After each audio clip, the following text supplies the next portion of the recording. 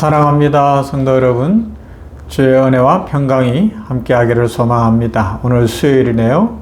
주께서 은혜 주셔서 오늘도 주님과 동행하며 또 수요 치유 집회를 통하여서는 치유와 회복이 있고 하나님의 뜻을 구하는 중에 주의 충만케 하시는 은혜를 누리게 되기를 소망합니다. 하나님께서 오늘도 우리 병원 교회에도 복을 주시고 성도들의 삶에 은혜 주시기를 소망합니다. 말씀 봅니다. 디모데전서 2장 4절 말씀, 사도행전 1장 8절 말씀입니다. 먼저 디모데전서 2장 4절 말씀, 하나님은 모든 사람이 구원을 받으며 진리를 아는 데에 이르기를 원하시느니라. 아멘. 사도행전 1장 8절 말씀, 오직 성령이 너희에게 임하시면 너희가 권능을 받고 예루살렘과 온 유대와 사마리아와 땅끝까지 이르러 내 증인이 되리라 하시니라. 아멘. 우리는 자주 이렇게 물을 때가 있어요. 인생 살면서 어려운 일, 고난의 일, 여러 가지 일이 있을 때 하나님 뜻이 무엇입니까? 인생의 갈림길에 설 때마다, 결정 앞에 설 때마다, 또 공고한 일이 있을 때마다 하나님의 뜻을 알고 싶어 하죠. 그러나 성경이 보여주는 하나님의 뜻은 단순히 어느 길로 가야 합니까? 라는 선택의 문제를 넘어서고 있어요. 성경이 말하는 하나님의 뜻은 훨씬 더 크고 깊고 장엄하지요. 그래서 오늘 이 아침에는 이제 하나님의 뜻에 대한 세 가지 차원을 한번 생각해 보려고 합니다. 이 세 가지 차원만 알아도 우리의 믿음이 더욱 견고해질 수 있고 삶에 더욱 은혜가 넘칠 것입니다. 첫 번째는 하나님의 주권적인 뜻이 있어요. 절대 주권, 창조주시오 생명의 주인이신 하나님의 결정, 그 결정은 결코 변개할 수 없는 하나님의 절대적 주권 속에서 이루어진 그 뜻이라는 것이죠. 하나님은 역사를 향한 계획을 갖고 계십니다. 그 계획은 사람들의 실수나 죄악이나 이 땅의 어떤 현상들로 인해 무너지지 않습니다. 결코 흔들리지 않습니다. 환경의 변화로 인해 취소되지도 않습니다. 사탄이 방해할 수 없고 사탄이 방해한다고 해서 취소되지 않거나 취소되지도 않고 실패하지도 않습니다. 하나님의 주권적인 뜻은 반드시 이루어집니다. 그럼에도 불구하고 우리는 현실을 보고 세상을 보면 혼돈스러울 때가 있어요. 전쟁과 재난이 계속되고 경제적 위기와 개인적 고난을 경험할 때가 있죠. 그때마다 묻습니다. 정말 하나님이 살아계신가? 하나님이 역사를 주장하시는가? 하나님이 다스리시는가? 라는 질문을 하죠. 그러나 성경은 분명하게 말씀합니다. 하나님은 역사의 관찰자가 아니라 역사의 통치자십니다. 하나님의 선하시고 지혜로우신 뜻대로 역사를 이끌어 가십니다. 창세기에 나오는 요셉을 한번 보시기를 바랍니다. 형들의 미움을 받았어요. 억울한 누명을 썼어요. 감옥 생활까지 합니다. 겉으로 보면 실패의 연속이었습니다. 그러나 나중에 이런 고백을 합니다. 당신들은 나를 헤아려 하였으나 하나님은 그것을 선으로 바꾸셨습니다. 라는 고백입니다. 할렐루야. 이것이 주권적인 하나님의 뜻입니다. 사람의 악함까지도 사용하셔서 하나님의 선한 계획을 이루시는 능력이 나타나죠.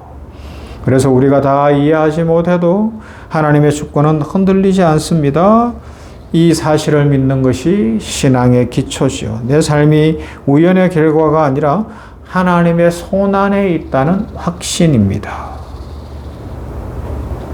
하나님의 주권적 뜻 흔들리지 않습니다. 우리 각 사람을 사랑하시고 예수 그리스도를 보내셔서 여기까지 인도하신 하나님의 뜻은 흔들리지 않습니다. 저는 이것을 믿습니다. 그래서 오늘도 소망을 갖습니다. 두 번째 하나님의 뜻은 하나님의 도덕적인 뜻이 있어요.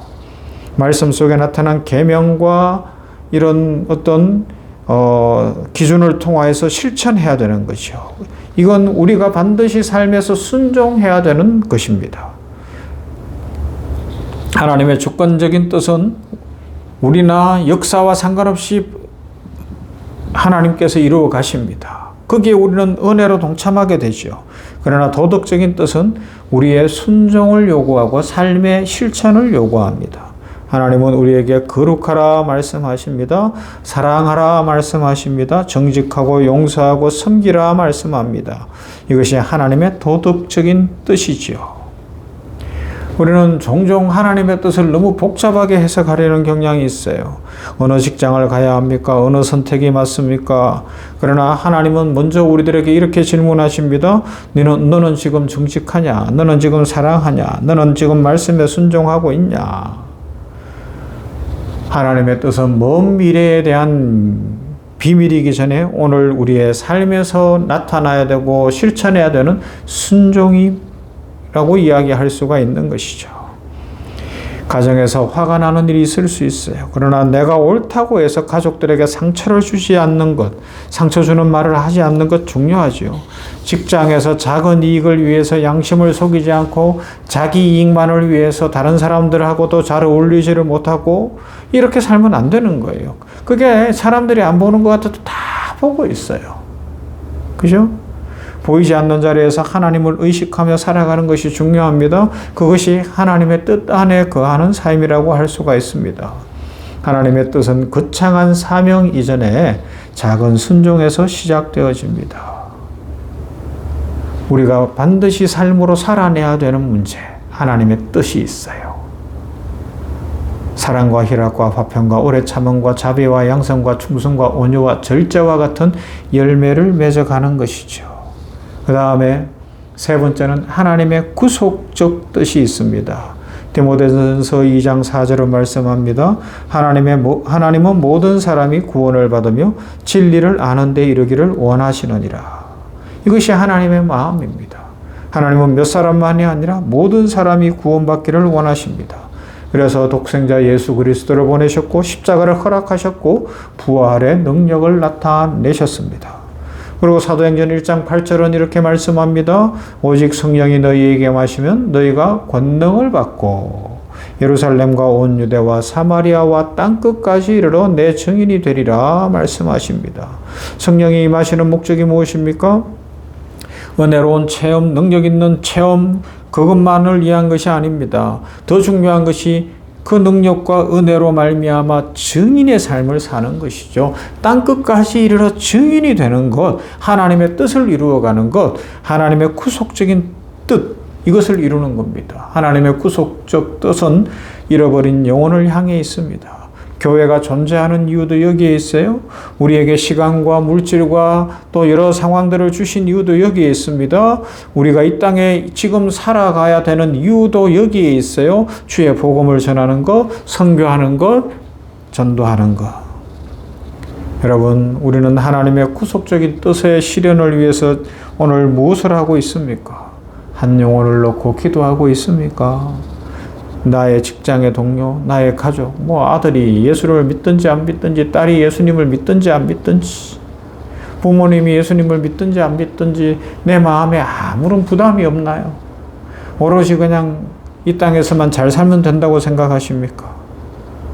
여러분, 직장 동료를 위해 복음을 전하고 있습니까?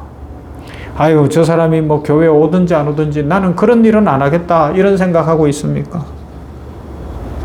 신앙이 나 개인의 평안, 우리 가족의 잘 되는 것에만 머물러 있습니까? 하나님의 뜻은 나 한 사람 잘 되는 데만 멈추지 않습니다. 열방을 향해, 땅끝을 향해 나아가고 있음을 우리는 꼭 기억해야 합니다. 그래서 오늘 우리 이 하나님의 세 가지 뜻이 우리의 삶을 통해 이루어지기를 위해서 기도하고 노력하고 수고해야 할 것입니다. 우리가 뜻이 하늘에서 이루어진 것 같이 땅에서도 이루어지이다 라고 기도할 때 이 세 가지, 하나님의 주권적인 뜻, 하나님의 도덕적인 뜻, 하나님의 구속적인 뜻이 우리의 삶에서 이루어지기를 간절히 간구하는 믿음의 고백이 담겨 있음을 잊지 말아야 합니다. 하나님의 주권을 인정하게 하소서. 이해되지 않아도 흔들리지 않고 믿음의 삶을 살게 하여 주시고, 나한테 지금 손해가 나는 것 같으나 그렇지 않음을 믿고 전진하게 하여 주시옵소서.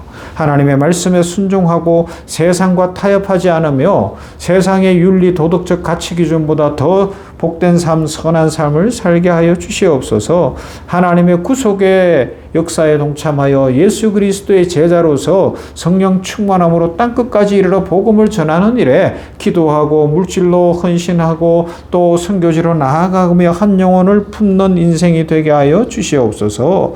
이런 실천적 기도와 실천적 삶이 있어야 할 줄로 믿습니다. 하나님의 뜻은 우리의 삶의 모든 자리에서 이루어집니다. 교회 안에서만 이루어져야 하는 것이 아니죠. 가정에서 이루어져야 되고, 부부 사이에서 이루어져야 되고, 부모와 자녀 사이에서 이루어져야 되고, 직장에서 이루어져야 한다는 것입니다. 정직과 책임감 속에서 직장 생활을 하는 것이죠. 병원에서 이루어지는 거죠. 고통 중에도 하나님을 신뢰하는 믿음 속에서 이루어지는 겁니다. 정의와 사랑을 실천하는 삶 속에서, 이 사회 속에서, 나라 속에서 이루어지는 겁니다. 우리는 예배당 안에서만 그리스도인이 아닙니다. 삶의 모든 자리에서 하나님의 뜻을 살아내는 사람들이라고 할 수가 있습니다. 오늘 이 아침에 우리들 하나님 앞에서 자신을 돌아보십시다. 지금 나는 어떤 삶을 살고 있는가? 하나님의 뜻을 기억하고 있는가? 하나님의 주권적 뜻 아래서 이 역사가 예수 그리스도 다시 오시는 그 종말을 향하여 나아가고 있음을 믿으며 나에게 구원의 은혜 주신 것에 감사하면서 내가 새 생명 얻은 것에 감사하면서 모든 것 안에서 새로운 피조물 된 것을 감사하면서 이 구원을 붙잡고 살아가고 있는가? 그러면서 내가 예수 믿는 사람 되었기 때문에 다른 사람들과 다른 인생을 살고 있는가를 돌아보는 것이죠. 나의 믿음 하나도 지키지 못하는 이 시대가 되어버렸어요. 쉽게 믿음이 흔들리는 거예요. 근본 뿌리가 없었던 거죠.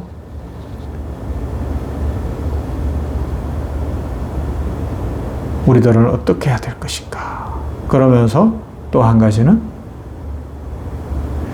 복음을 전하고 사랑을 실천하고 세상 끝날까지 함께 하신다는 주님의 약속 붙들고 땅끝까지 이 열방을 가슴에 품고 주의 뜻과 은혜의 복음을 전하는 삶을 살아가는 복된 삶을 살아가야 할 것입니다. 이런 은혜로 충만하고 오늘도 복된 날, 은혜의 날, 기쁨의 날 되시기를 주님의 이름으로 축원합니다. 참 좋으신 아버지 하나님 감사합니다. 축복의 날입니다. 은혜의 날입니다. 아버지 하나님, 오늘 우리가 하나님 앞에서 감사가 넘치고 기쁨이 넘치고 하나님께서 어떻게 복을 주셨고 어떻게 일을 이루셨고 어떻게 이끌어 가시는지를 감사 찬송하는 날이 되게 하여 주시옵소서.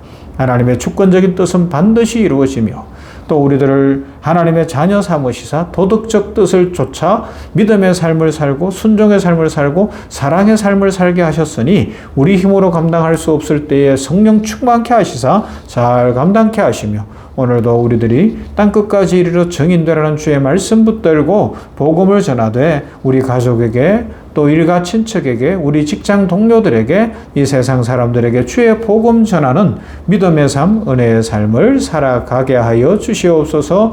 오늘 수요일에 많은 일정들이 있습니다.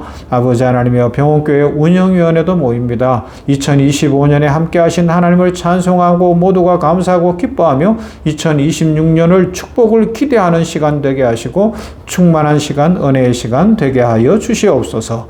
뿐만 아니라 수요 치유 집회에 치유가 있고 회복이 있도록 아버지의 은혜로 충만케 하시고 임재하여 주시옵소서. 복 주실 하나님, 은혜 입히실 하나님께 감사드리며 예수님 이름으로 기도하옵나이다.